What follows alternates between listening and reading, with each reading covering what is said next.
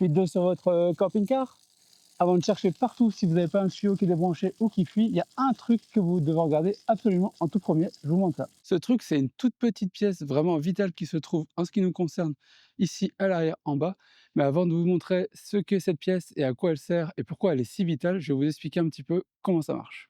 Si tu as un camping-car, fourgon aménagé, van, peu importe, équipé d'un chauffage Truma, tu as peut-être déjà rencontré ce genre de situation que je viens de te montrer, de l'eau qui coule sous ton véhicule.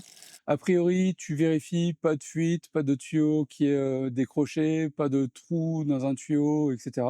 Et même parfois, tu peux rentrer d'une visite, d'une promenade, et tu vois qu'il y a une flaque d'eau en fait sous le véhicule. L'eau ne coule plus, mais il y a eu un problème quelque part. Parce que justement, le petit appareil que je vais te présenter peut générer ce genre de comportement. Et en fait, c'est tout à fait normal. Mais avant de te montrer pourquoi et de t'expliquer le fonctionnement, il faut justement que je prenne le temps de t'expliquer qu'est-ce que cet appareil va chercher à éviter. Imagine ton camping-car en plein hiver, il fait froid dehors et dans ton installation d'eau, tu as notamment un chauffe-eau, donc en l'occurrence un modèle Truma qui contient plusieurs litres d'eau, par exemple le nôtre contient environ 10 litres d'eau. Tant que cette eau reste liquide, aucun problème. Évidemment, si la température descend suffisamment, l'eau peut geler. Et là, si l'eau se met à geler, ça peut être beaucoup moins drôle puisqu'en fait le gel, comme tu le sais probablement, peut endommager ton installation. En fait, l'eau va gonfler et peut par exemple casser des canalisations, des tuyaux, ou voire carrément ton chauffe-eau. Donc les fabricants comme Truma ont évidemment prévu un système qui permet d'éviter de laisser de l'eau dans le chauffe-eau lorsque les conditions deviennent trop dangereuses, comme par exemple lorsqu'il gèle. Et c'est là qu'on va parler du frost control. Je t'emmène voir ce que ça donne sur notre véhicule à nous. Voilà à quoi ça ressemble sur notre véhicule. Donc ici, je suis sur notre fond Vendôme Renault Camp. Au niveau des portes arrière, sur le côté gauche, vraiment l'arrière, la pompe à eau et le fameux Frost Control de Truma. Le Frost Control que vous trouvez ici, en fait, c'est simplement une soupape de vidange qui va protéger votre chauffe-eau contre le gel. Son principe, il est assez simple finalement. Quand il va détecter un risque de gel, il va ouvrir automatiquement la vidange et l'eau qui est présente dans le chauffe-eau, en l'occurrence, nous, notre chauffe-eau Truma se trouve derrière cette cloison. L'eau qui est présente dans le chauffe-eau va être évacuée par l'extérieur, en dessous, en fait, de cette soupape de protection. Donc, c'est ce que je vous montrais tout à l'heure. En fait, la fuite que vous voyez, ce n'est pas vraiment une fuite, c'est la soupape qui s'était mise en sécurité et avait déclenché la vidange automatique de l'eau qui était présente dans notre chauffe-eau. Maintenant, on va revenir à notre problème de fuite ou de flaque d'eau sous le camping-car. Ça peut très bien être, comme tu l'as compris, le chauffe-eau qui est en train de se vider, vidangé automatiquement par le frost control et pas forcément une fuite ou un problème d'étanchéité. Maintenant, forcément, il y a une question que vous vous posez, c'est à partir de quand ce système, cette soupape de sécurité, ce frost control va se déclencher.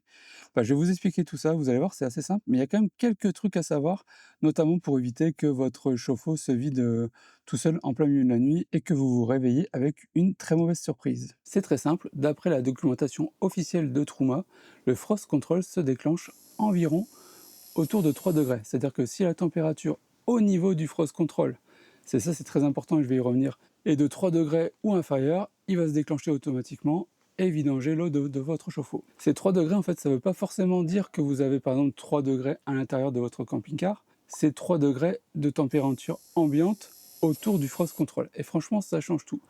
Par exemple, vous pouvez avoir très bien 18 degrés, 15 degrés, 20 degrés en température dans votre camping-car.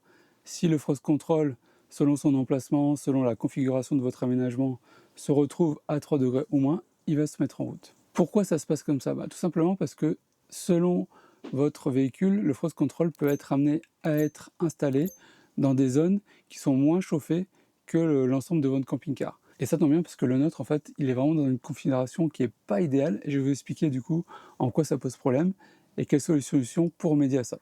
En ce qui nous concerne, vous voyez que le frost control se trouve dans ce compartiment qui se trouve à l'arrière de notre véhicule, sur la gauche. En réalité, le chauffage chauffe-eau Truma Combi se trouve ici, derrière cette paroi. Donc c'est déjà problématique, puisque en fait, ce système-là, il est censé protéger votre Truma.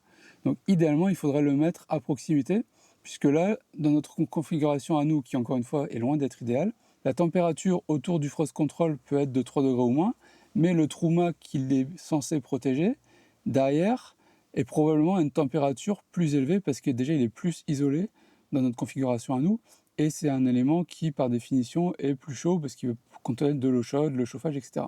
Donc ça, nous, c'est problématique. Il peut se déclencher intempestivement et finalement se mettre en sécurité alors qu'il n'y a pas vraiment lieu d'avoir un danger lié au gel, etc. Nous, ce qu'on a fait pour résoudre ce problème-là, enfin partiellement en tout cas, c'est qu'on a fait installer ici cette petite bouche d'aération, en fait, qui est directement liée au trou-mât. Et en fait, quand le trou-mât, le chauffage se met en route, il va souffler de l'air chaud dans notre camping-car, mais en plus, une petite partie de l'air chaud, vous voyez, c'est un tout petit tuyau, est redirigé ici. Pour autant, c'est pas complètement suffisant, mais ça permet d'éviter en partie justement des déclenchements qui vont être potentiellement inutiles. En tout cas, avant qu'on installe cette petite bouche d'aération, on avait des déclenchements en plein hiver dans le nord de la France, donc pas un hiver arctique non plus, qui était franchement intempestif et très gênant. Donc tu l'as compris, en fait, l'idée c'est d'essayer de maintenir le frost control dans une zone avec une température plus chaude. Il ne faut pas non plus que la température soit artificiellement trop chaude, parce que là, si on est dans le cas inverse, si ton Truma combi est à 3 degrés et par exemple que ton frost control lui à disons 10 degrés, il ne va pas se déclencher alors qu'il y a un réel danger de gel et de casse au niveau de ton chauffage. Maintenant, on va voir si le frost control se déclenche et que par exemple vous êtes à proximité, qu'est-ce qu'il faut faire en fait concrètement, ou si c'est déclenché et que vous avez une flaque d'eau. En fait, il ne se réarme pas automatiquement, c'est à vous de le faire, ça c'est un truc à savoir. Donc en fait, si vous cherchez à remettre de l'eau avec votre, par exemple votre pompe à eau, etc., l'eau va continuer de s'écouler sous votre véhicule si vous ne savez pas quelles sont les manipulations à faire sur le petit boîtier pour faire en sorte que ça s'arrête. Dans la documentation officielle, Truma indique qu'on peut le réenclencher, le réarmer à partir de 7 degrés. Ce qui veut dire, tu l'as compris je pense, que s'il fait 3 degrés qu'il vient de se déclencher, si tu tentes de le réarmer manuellement, tu vas pas pouvoir en fait, on va voir c'est un des petits boutons qui se trouve ici, tu as beau essayer d'appuyer sur le bouton, il va rien se passer, en fait il faut que la température remonte à un niveau suffisant pour qu'on puisse le réenclencher et que le frost control considère que le risque de gel, de casse, etc. n'existe plus. À ce moment-là, vous allez peut-être me dire, en fait, il suffit de le bloquer, de le désactiver en fait pour ne plus avoir de problème. Bah non, en fait, c'est vraiment pas recommandé parce que chercher à le neutraliser, c'est vous exposer à des risques de casse et ça peut vite se chiffrer en centaines, voire milliers d'euros. Et il y a une autre chose que tu dois absolument savoir, et cette fois, ça va concerner non pas ton chauffe-eau, mais ton réservoir d'eau propre.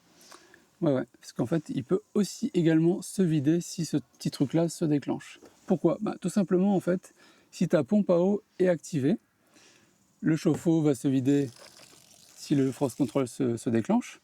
Et ta pompe à eau, qu'est-ce qu'elle va chercher à faire? Elle va chercher à remplir en fait ton chauffe-eau, c'est son comportement normal. Elle va le remplir, le frost control va le vider, etc. Tu as compris, en quelques minutes, ton réservoir d'eau propre, quelle que soit sa capacité, va être complètement vidé. Déjà, une première astuce, ça peut être de désactiver, d'éteindre la pompe à eau au niveau du panneau de contrôle. Comme ça, si le frost control se déclenche, c'est uniquement ton chauffe-eau qui va être vidé. Alors évidemment, ça c'est le cas général, selon la configuration, selon le circuit d'eau, comment il est fait sur votre véhicule, vous pouvez avoir des comportements différents. Mais en tout cas, nous, c'est comme ça que ça fonctionne, on l'a testé et approuvé à plusieurs reprises. Maintenant, on va voir le truc le plus important, comment réactiver et réarmer le frost control une fois qu'il s'est déclenché. Je te montre ça tout de suite, c'est très simple. Donc là, j'ai simulé l'activation du frost control. Donc il y a deux choses à faire. D'abord, tourner ce truc-là à 90 degrés, ici, et appuyer ici sur ce petit bouton. Voilà, tout simplement. Là, vous avez réarmé le frost control, l'eau ne coulera plus. Donc maintenant, si vous vous retrouvez avec une fuite d'eau sous votre camping-car ou une flaque d'eau, comme je vous l'ai dit, vous avez tout simplement trois questions à vous poser. En premier lieu, est-ce que c'est le frost control qui s'est déclenché? Premier truc à vérifier avant de chercher une fuite d'eau éventuelle au niveau des tuyaux, etc. Deuxième question, est-ce que ma pompe à eau était activée? Auquel cas, vous avez peut-être perdu tout votre réservoir d'eau propre. Et troisième question primordiale, est-ce qu'il fait suffisamment chaud dans l'environnement autour du frost control pour pouvoir le réactiver? Voilà, c'est assez simple. Si vous tentez de le réactiver en appuyant sur le petit bouton ici et que le bouton ne reste pas bloqué et ressort, c'est qu'il fait encore trop froid. Donc là, il va falloir attendre que la température remonte. Et si cette vidéo vous a été utile, n'hésitez pas à mettre un like, le petit pouce vers le haut, ça nous aide beaucoup. À vous abonner à notre chaîne parce qu'on partage pas mal de trucs et astuces pratiques et concrets sur la van life. Nous, ça nous est arrivé, comme beaucoup de monde, on était novices au début, on ne connaissait même pas l'existence de cette petite pièce et on était complètement démunis face à cette fuite d'eau. Une fois qu'on a compris, c'est vraiment simple et en fait, il suffit de connaître le fonctionnement pour pouvoir partir en vacances, en voyage tranquille. Et d'ailleurs, si vous regardez cette vidéo, que vous êtes un expert en camping-car et tout. N'hésitez pas à partager si vous avez d'autres astuces, conseils sur cette petite pièce. J'ai fait volontairement une vidéo assez courte et rapide pour présenter le fonctionnement, les avantages, inconvénients de façon globale sans y passer des heures. Il y a peut-être d'autres choses que vous pouvez nous apprendre, donc n'hésitez pas à mettre des commentaires. Également, dites-nous ça vous est déjà arrivé, est-ce que du coup vous savez comment le réactiver? C'est un peu la panique dans ces cas-là, surtout quand on est en vacances, en voyage et tout, donc n'hésitez pas à partager aussi votre expérience. Bon, moi, maintenant que j'ai compris que c'était pas vraiment une fuite d'eau, je vais pouvoir partir quand même, hein.